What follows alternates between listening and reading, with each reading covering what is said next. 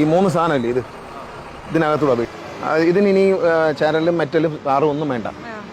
ഇന്നലെ വരെ സംസ്ഥാനം കണ്ട പരമ്പരാഗത ടാറിംഗ് രീതിയിൽ നിന്നും തികച്ചും വ്യത്യസ്തമായ ഒരു റോഡ് നിർമ്മാണം, അതും കേരളത്തിൽ ആദ്യമായി. വണ്ടി പുറത്തെടുത്ത് പോയി പിന്നെ എടുക്കാക്കൂല. ഇത് സിമന്റ് ഇട്ടിരിക്കണം ആദ്യം. ഈ സിമന്റ് ഇട്ടിട്ട് ഇതിന് പുറത്ത് ഇനി ആഡ് മിക്സർ സിമന്റ് സ്പ്രെഡ് ചെയ്യുന്ന മെഷീനും ജർമ്മൻ മേക്കാണ്. പുതിയ മാറ്റങ്ങൾ കാണാത്തതിന്റെ കുഴപ്പം നമ്മുടെ എഞ്ചിനീയർമാരുടെ ഇടയിലുണ്ട്. ഇപ്പൊ നമ്മളെ എഞ്ചിനീയേഴ്സിനൊന്നും ഈ ടെക്നോളജി അറിയത്തില്ല.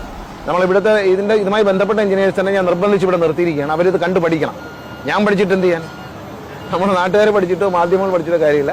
എഞ്ചിനീയേഴ്സിനെ ഇന്ന് വേറെ വർക്കൊക്കെ ഉണ്ടായിട്ട് ഞാനിവിടെ പിടിച്ച് നിർത്തിയിരിക്കുകയാണ്. തുടക്കുന്ന ദിവസം തന്നെ എന്താണ് ഇതിന്റെ ടെക്നോളജി എന്ന് പഠിക്കാം. അപ്പോൾ സിമന്റ് മിക്സായ ഒരു സിമന്റ്, മണ്ണ്, ചരല്, ടാറെല്ലാം മിക്സായ ഒരു കോമ്പൗണ്ടാണ് കിട്ടുന്നത്. ഈ ആഡ് മിക്സും ചേർന്ന ഒരു കോമ്പൗണ്ടാണ്. ആ കോമ്പൗണ്ട് സെറ്റായി കഴിയുമ്പോൾ റോഡ് ഈവനായിട്ട് സെറ്റാവും. ഇത് 7 ദിവസം ഇത് ഇവിടെ നിന്ന് എടുത്ത സാമ്പിളാണ്. ഇപ്പോൾ ചെയ്തു പോയ സ്ഥലത്ത് നിന്ന് സാമ്പിളും മിക്സ് എല്ലാം ചേർന്നിട്ട് ഉറപ്പിക്കുക. ഇനിയിപ്പോൾ ഇത് റോളർ വെച്ച് ഉറപ്പിക്കുന്ന പോലെ ഇവർ ഇതിനകത്ത് ഇടിച്ചുറപ്പിക്കും. ഇടിച്ചുറപ്പിച്ചതിന് ശേഷം ആ ഇടിച്ചുറപ്പിക്കുന്ന സാധനം 7 ദിവസം വെച്ചേക്കും. അതിനുശേഷം ഇത് പൊട്ടിച്ച് നോക്കും. ഈ പെട്ടി ഉരിയിട്ട് ഇതിനെ അടിച്ചു പൊട്ടിച്ച് നോക്കും. അതിന് ഹാമറിന് അടിച്ചു പൊട്ടിക്കുമ്പോൾ അത് കാണുമ്പോൾ അറിയാം ഇതിന്റെ സ്ട്രെങ്ത്. അല്ലാതെ ഇത് വീണ്ടും വന്ന് തോണ്ടി പൊട്ടിക്കേണ്ട കാര്യമില്ല.